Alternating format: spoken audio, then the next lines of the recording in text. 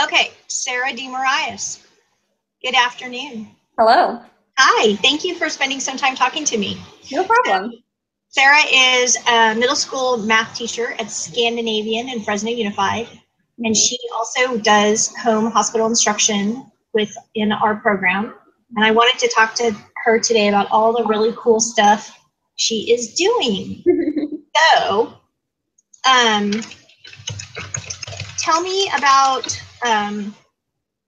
what was the first HHI student you ever had? Do you remember? And how long have you been doing it? So I cannot pronounce her name. I believe it was Zenaida or Zenaida. I can never say it right, so I called her Z. Yes. And she was a middle school student at Computech. And Uh-huh. she was so eager to learn. And I think I really fell in love with it because it was one-on-one, and you could see that she really wanted to do well. And I wanted to do well to make sure she did well. And it was really great. That's really cool. That's what we hear a lot of times is that the one-on-one for the teacher, because the teacher's so used to having this entire room full of people, that the one-on-one really makes a huge difference for the teacher. And we know it makes a big difference for the kid, and especially when they're sick. So it is a really cool program. Yeah. It's really refreshing for me as a teacher in my teaching profession to do Yeah. a one-on-one. I can see that. I know I enjoy having that time to just build that relationship. That's what I hear about over and over and over again. So I want to talk about technology in home instruction, which as a program, we don't have a whole lot of. I have some laptops and tablets available, but there's not a whole lot, and we kind of are dependent upon what's happening in the child's home. So I wanted to get your background and ideas on how we could, as a program, we could do a better job of incorporating more technology into home instruction, and just kind of pick your brain about that a little bit. You want to share a few thoughts with me? Sure. So before summer ended, I used my computer from the district, my teacher computer, and I took it with me to my sessions. Unfortunately, I cracked the screen at the end of May. So now if I want to use it, I have to have an external screen. So if I do home hospital, I think I would have to take my personal laptop, which I'm fine with, and we just connect to their Wi-Fi, but that's a little bit of a pain. Do you want me to talk about technology in the curriculum or just in I general? would I would love to hear your thoughts about how we could more our curriculum as a district is gearing so much more towards utilizing technology as a core piece of delivering curriculum. It is challenging, I think, sometimes in the homes because not everybody has internet connection, or they don't have a laptop, or maybe they didn't pay their internet bill. So we face a lot of those challenges, but I kind of want your opinion on how, as a program, I could help support my teachers more impactfully in offering them technology to take with them to the home, and what you think would be a good, I don't know, just your ideas. Okay. I like the idea of offering the teachers to take technology because at this point I definitely accept that. Crack screen and all. Yeah, black screen and all. It's cracked and all over. I know the math curriculum in the district, especially for elementary and middle, is Go Math, and they have an online component. And they have all of their lessons online and all of their resources. So I think as long as the home hospital teacher can get access to that, I think that would be really beneficial. You don't have to go and ask the other teachers what they're doing. You can look online yourself.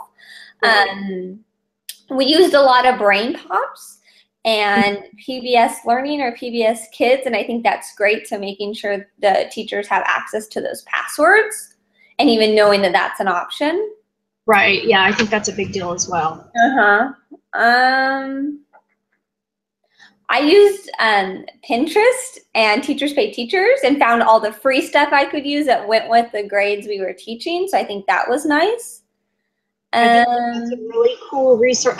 One of the things that I'm wanting to build in the website that I started is just resources that are out there that, if a teacher's stuck and isn't sure what to do with that little fourth grader they might happen to have, that they can go there and say, well, look, here's this whole list of things. And I know that it's out there on the Fresno Unified website, but I think sometimes, I don't know, we forget that, or we're too bombarded with other things to do. And so it's a nice, if I can tell people, okay, go here, here's not a complete list because it's impossible to make a complete list, but here's a bunch of stuff that you can look at if you want to.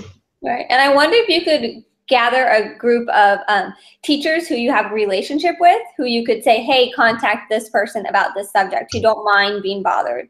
Because I've had people at my district or at my site say, hey, can you help me with this lesson? And I just pull stuff together and give it to them. And it didn't cost me but like 10 minutes to help them. Right, exactly. And I think that is something that I definitely can do to try to get key people available. That is actually a really good idea, Sarah, to get key people who can really help at the grade, because we have to support everybody. So it's, you know, nobody's an expert, but we need each other's help as much as possible.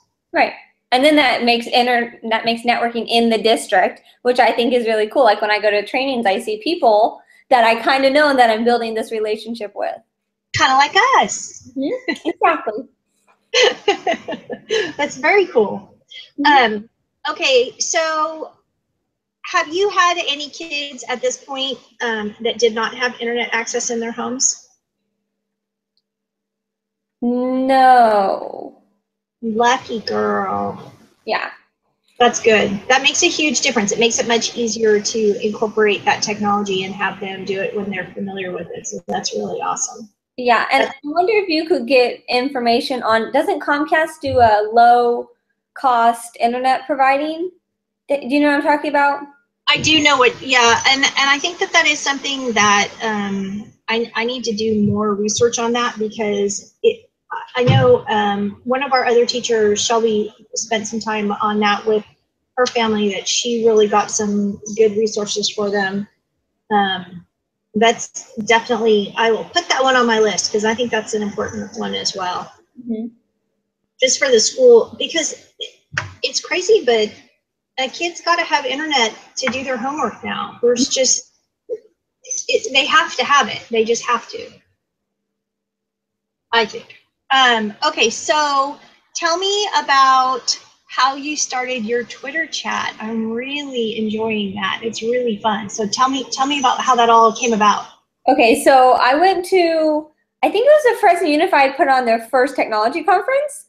And Alice Keeler was one of the participants. She wasn't even a presenter. We got talking about social media. And then she started talking about a Twitter chat. I'm like, what the heck is this Twitter chat? I barely know what Twitter is. And so she was talking how people use it in a professional manner. And I thought that was so awesome, because Facebook's personal and Instagram's personal, but Twitter could just be full of all of these resources. And a Twitter chat is where all these educators get together and they use a common hashtag, the pound symbol. So ours is hashtag FUSD T-chat. And if you follow along with that, you can see like a whole stream of what we're talking about. And she helped me moderate the first couple, and she even made an Excel sheet with like questions and things to say. And it is so much fun. And this past time we got like 2 new people to talk to us, and we were so excited. We're like, how'd you find out about us? And we're listed on some website that has chats on it. And I'm like, oh, I think this is so awesome. So I think there's only like 5